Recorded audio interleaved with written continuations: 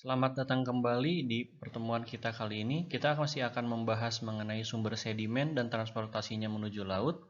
Pada segmen kali ini kita akan membahas mengenai karakteristik aliran, atau lebih detailnya kita akan lebih banyak membahas mengenai perbedaan aliran laminer dan juga turbulen.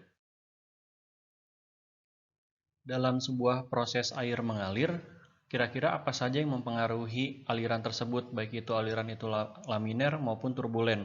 Atau kira-kira apa sih yang membuat aliran laminer bisa menjadi turbulen? Ataukah apakah mungkin aliran turbulen bisa menjadi aliran laminer? Nah, ada dua parameter yang perlu kita garis bawahi untuk memahami sebuah aliran, yaitu yang pertama adalah depth atau kedalaman dari aliran tersebut, dan kemudian velocity atau kecepatan dari aliran tersebut. Kedua hal ini merupakan menjadi dua parameter utama yang dapat digunakan untuk memahami dan mengkarakterisasi suatu aliran, baik itu nanti dikarakteristikkan sebagai aliran laminer maupun aliran turbulen. Kemudian apa saja yang mempengaruhi suatu aliran hingga akhirnya aliran tersebut bisa disebut laminer atau turbulen?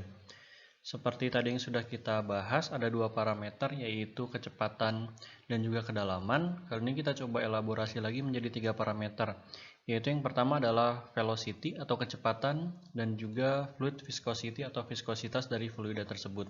Dan yang ketiga adalah bed roughness atau kekasaran dasar. Bisa kita lihat bahwa pada dua parameter ini yang saya kotakin merah, nah ini merupakan parameter dari fluida itu tersendiri.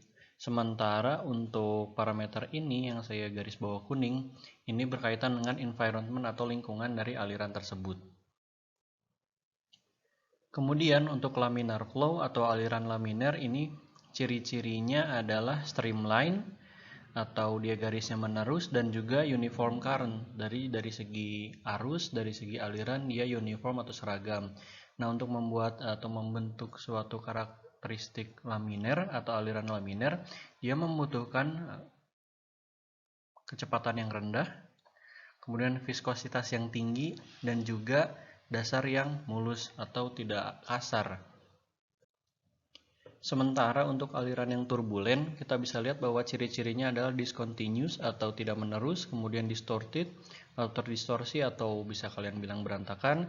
Kemudian dari segi aliran, dia sebenarnya memiliki beberapa atau cukup banyak gerakan yang perpendicular atau tegak lurus dari primary flow, dari arus utamanya. Misalkan arus utamanya ini warna merah, nah ada beberapa gerakan yang perpendicular seperti ke sini, ke sini. Nah, itu bisa dikonsiderasi atau bisa dikarakterisasi sebagai sebuah turbulent flow. Dan biasanya dalam turbulent flow ini ada dikenal juga istilah eddies, atau eddies ini adalah salah satu jenis dari turbulent flow yang tinggi. Di sini ada kata high. Dan ini biasanya berlaku atau bekerja pada fluida air dan juga udara. Dan eddy viscosity atau viskositas eddy merupakan suatu internal friction atau gaya friksi yang bekerja secara internal pada suatu skala yang lebih besar daripada sebuah viskositas biasa. Dalam memperhitungkan suatu gaya geser pada suatu aliran atau pada suatu massa air, pada hal ini adalah fluida, kita bisa menghitung gaya geser itu dengan persamaan seperti ini, atau shear stress-nya dengan persamaan seperti ini pada skema atau pada suatu skenario laminar flow atau aliran laminer. Sementara pada skema aliran turbulen, seperti yang kita tadi sudah sempat bahas, bahwa kita memiliki istilah baru yaitu eddy viscosity. Jadi eddy viscosity merupakan salah satu parameter yang menyertakan pengaruh dari turbulen tersebut pada suatu aliran.